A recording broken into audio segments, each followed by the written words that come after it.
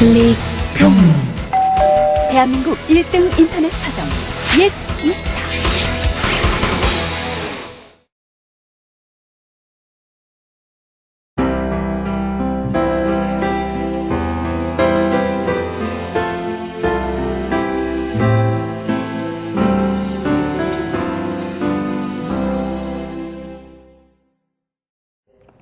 제가 말하고자 했던 뜨거움은 사실은 그런 의미의 어떤 생활을 그러니까, 바쁘게 살고 치열하게 살고 굉장히 열심히 자기 개발을 하고 도전하고 이런 의미의 뜨거움과는 관계가 없고, 제가 말하고 싶었던 것은 사실 모든 인간들은 다 어떤 욕망을 가지고 있다고 생각을 합니다. 다들 욕망이 다 있죠. 그 욕망은 여러 가지 욕망일 수 있습니다. 표면적으로는 그게 성욕이든 식욕이든 이런 것일 수 있지만, 기본적으로 자기 존재를 실현하고자 하는 그런 욕망들이 있거든요. 그런 욕망을 실현하는 방법은 여러 가지가 있는데, 그런 의미에서 모든 사람들은 기본적으로 욕망을 가지고 있고 뜨겁다고 생각을 하는데, 근데 우리의 시대가 굉장히 쿨함을 강조하는 시대가 됐습니다. 그래서 장애인을 비롯한 20대들 같은 경우에도 대체적으로 자기 개발을 열심히 한다는 의미에서 뜨거울 수는 있겠지만, 대부분 자기들의 처해진 삶에 대해서 그냥 쿨하게 나는 괜찮다, 나는 이따위 장애치면 아무것도 아니다, 혹은 나는 이런 정도의 삶은 아무렇지도 않다, 이렇게 쿨하고 멋지게 사는 방식으로 세상과 대응해 온 것 같고, 저도 그랬던 것 같습니다. 그런 의미에서 그런 것들이 가지고 있는 한계를 얘기하고 싶었고, 그런 것과 반대되는 의미에서의 쿨함에 반대되는 핫함의 의미에서의 뜨거움을 사실 얘기하고 싶었습니다. 저는 기본적으로 운명론자입니다. 저는 여기 기독교나 혹은 종교로 하신 분들이 있으시겠지만, 저는 기본적으로 신의 존재를 덜로 신뢰하지 않고, 있으면 좋겠다고 생각하지만 있다고 생각하지 않습니다. 하지만 있으면 좋겠어요. 그죠? 있으면 참 좋을 것 같습니다. 세상이 참 불공평한데 어떤 그런 것들을 조정할 수 있는 절대자가 있으면 좋겠다고 생각하지만, 저는 항상 최악의 상황을 가정합니다. 신이 없다고 생각을 하죠. 그리고 저는 세상이 어떤 자연의 인과성에 의해서 구성된다고 생각합니다. 예컨대 A라는 사건이 있고 B가 생기고, B 때문에 C가 생기고 C 때문에 D가 생기는 거죠.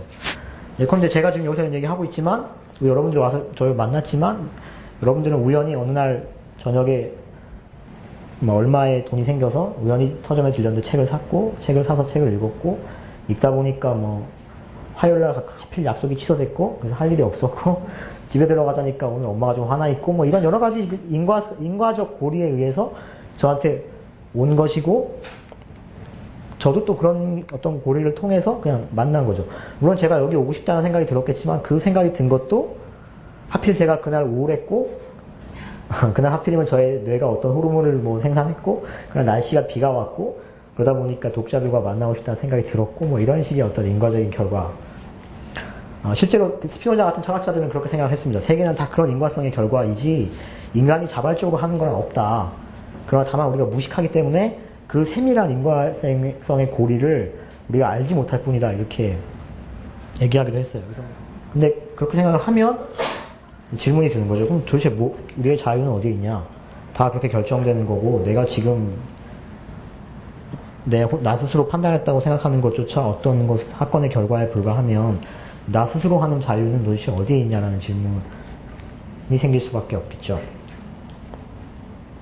근데 저는 그거에 대해서는, 저는 우리의 자유라고 하는 것은 어떤 사건이 일어난 다음에 사후적으로 우리가 어떤 의미를 부여할 수 있는 자유가 있다라고 생각합니다. 다시 말하면, 카드 놀이를 한다고 치자고요. 우리가 카드 놀이를 하고 있는데, 이 카드 패를 돌리는 사람이 운명인 겁니다. 그래서 운명이 카드를 막 던지죠. 아무렇게나. 딱 펼쳐보니까 이날 엄마랑 싸우는 카드가 들어있는 겁니다. 그래서 엄마랑 싸울 수밖에 없죠. 싸우는 거예요. 다음날 또 카드가 왔는데, 펼쳐보니까 오늘 무슨 어떤 매력적인 이성을 만나는 카드를 펼치게 됩니다.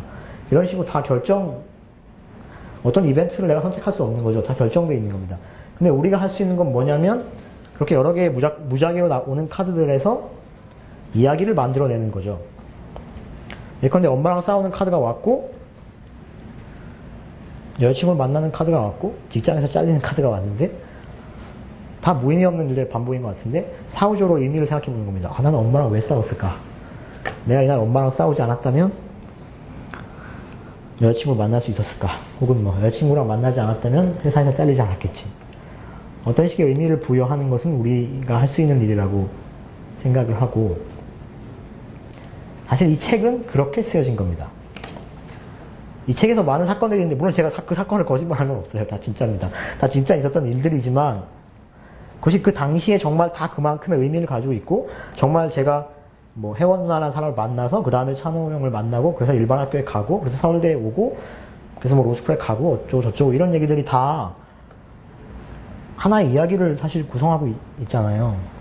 사건들 하나하나는 거짓이 아니고 진짜 일어났던 일들이지만 그것을 관통하는 이야기를 만들어낸 것은 제가 한 일입니다. 사후적으로.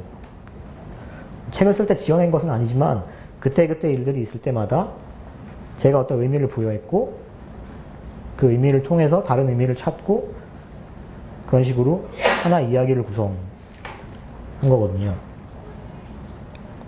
저는 우리가 자유로울 수 있는 것은 이야기를 만드는 것이라고 생각하고 각자의 이야기가 그 사람의 특별함을 만든다고 생각합니다. 사실은 이건 굉장히 좀 실제적인 얘기지만 저는 로스쿨 들어갈 때도 그 책에 썼는데 로스쿨에는 이제 이렇게 좀 뭐라고 할까요? 이렇게 조금 저소득층이나 이렇게 장애를 가지신 분들 위한 전형이 따로 있긴 있어요.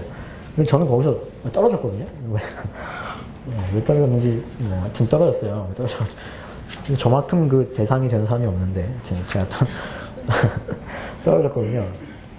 그래서 이제 일반 전형으로 다시 지원했는데 거기서 좀 더 긴 면접을 볼 수 있는 기회가 주어지거든요. 사실 저는 정말로 스펙이랄 게 정말 별로 없었습니다.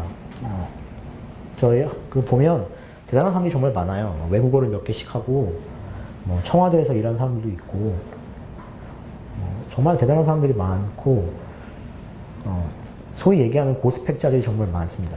근데 저는 스펙이랄 게 진짜 없었거든요. 저는 그냥 이렇게 별로 이렇게 알아주지 않는 학과, 기초학문을 하는 학과를 나왔고, 뭐 영어도 잘 못하고, 토익 점수 이런 거 본 적도 없고, 네. 하여튼 저는 정말 그럴 만한 게 사실 없었어요. 근데, 이 책에 썼던 얘기들 중에 일부를 제가 거기에 썼죠.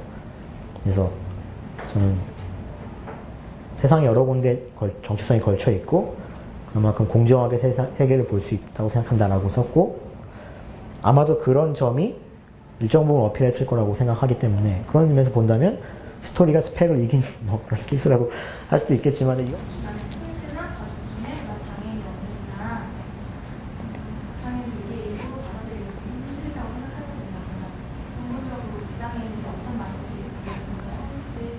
사실 마인드의 변화라는 게 쉬운 것 같지는 않습니다. 기본적으로는 내가 오늘부터 장애인들 이렇게 생각해야지 라고 한다고 생각되는 게 아니잖아요. 근데 이제 보통 그런 얘기 많아요. 인식의 전환을 해야 된다. 인식의 전환을 어떻게 할 것이냐라고 얘기하면 사실 쉽지 않은 문제인데 실천적인 차원에서는, 현실적으로 실천적인 차원에서는 저는 역시 제가 한 인터뷰에서 얘기한 것 같은데 장애인들이 많이 등장하는 것이 중요하다고 생각해요. 장애인들이 세계라고 하는 무대에 많이 등장하는 것이 필요하고 그러한 등장을 위해서는 캠페인이나 이런 걸로 되는 게 아니거든요, 사실. 캠페인으로 되는 것이 아니고 그것은 적극적인 어떤 노력이 필요합니다. 뭐 정부 정책일 수도 있고, 여러 가지 시도될 수도 있고, 교육이 될 수도 있고, 장애인들이 많이 등장해서 여러분들 아시겠지만 세상 다 네트워크로 이루어졌다고 하잖아요. 그럼 이렇게 사람들이 막 거미줄처럼 연결되어 있는 네트워크에 한 사람이 하나의 요소가 딱 결합됐을 때 그 네트워크가 그대로 있고 이 요소만 결합되는 형식이 아니거든요. 하나가 결합되는 순간 네트워크 전체가 변합니다, 사실은. 전체의 그물망이 다 변하거든요. 다시 말하면 이만큼의 집단에 우리가 장애인이라고 분류하는 어떤 저 같은 사람이 들어오게 된다고 해서 그냥 한 사람이 여기에 추가돼서 끝나는 것이 아니거든요. 이 한 사람이 추가되면 이 커뮤니티 자체가 굉장히 많은 변화를 겪게 돼요. 그런 식으로 실질적으로 장애인들이 어떤 사회적인 커뮤니티에 계속 등장해서 접속되는 것이 중요하고 그럴 수 있는 실천적인 노력이 필요하죠. 그게 아주 실천적인 차원에서는 그런 것이고 그것은 뭐 비장애인이 어떤 태도를 갖겠다 이렇게 해결될 문제는 사실 아닙니다. 그건 정말로 장애인 차별금지법을 뭐 실효성 있게 실행하고 장애인 고용 의무 고용을 지키고 뭐 그런 것들을 하는 거죠. 근데 지금 그런 것들 제대로 안 지켜지고 있기 때문에 문제인 거고, 그냥 실천적인 차원에서 그것이 중요하고 또 통합교육이 중요합니다. 특수교육은 물론 의미가 있지만 통합된 공간 안에서 그 학생의 특별한 교육적인 요구를 보조하는 방식의 특수교육이 아닌 이상 분리된 특수교육은 사실 되게 한계가 있어요. 그런 의미에서 실천적인 차원에서는 그런 것들이 필요하다고 생각하고, 또 그런 것이 좀 주관적인 차원에서는 방금 말씀드린 것처럼 우리가 가지고 있는 몸을 그렇게 딱 분류하는 이런 이분법에 좀 자유로울 필요가 있습니다. 사실 여러분들 생각할 때 장애인의 몸과 비장애인의 몸이 굉장히 분리되어 있다고 생각하겠지만 사실 따지고 보면 예컨대 한쪽 팔을 잃은 사람도 장애인이거든요. 근데 한쪽 팔을 잃은 사람과 저는 같은 장애인으로 분류가 되고 그렇지 않은 사람은 비장애인으로 분류가 되지만 사실 어느 쪽이 몸의 차이가 더 큰가를 생각해 보면 사실은, 그리고 어느 쪽이 그 몸 때문에 겪는 경험의 차이가 큰가를 생각해 보면 사실 한쪽 팔이 없는 사람은 저보다는 비장애인에 더 가깝거든요, 사실 몸의 정체성이. 그럼에도 불구하고 제도적으로 장애인으로 분류되기 때문에 저와 같은 뭐 이렇게 그 같은 경험을 하는 집단으로 분류가 되죠. 가끔 어떤 분들이 저한테 시각장애인 아이를 두었거나 지적장애 아이를 둔 부모님들이 가끔 이제 뭘 물어보시곤 합니다. 그렇지만 같은 장애인으로 분류가 되지만 제가 여러분이라고 하기보다는 제가 비장애인이라고 하는 경험과 지적장애인이 저랑 하는 경험의 차이가 훨씬 크거든요. 그러니까 장애인과 비장애인이라고 제도적으로 나누어져 있고 하긴 하지만 사실 이 몸들의 경험들을 쪼개보면 사실은 굉장히 스펙트럼이 넓고 장애인들 사이의 차이가 비장애인과 장애인의 차이보다 더 큰 경우가 훨씬 많습니다.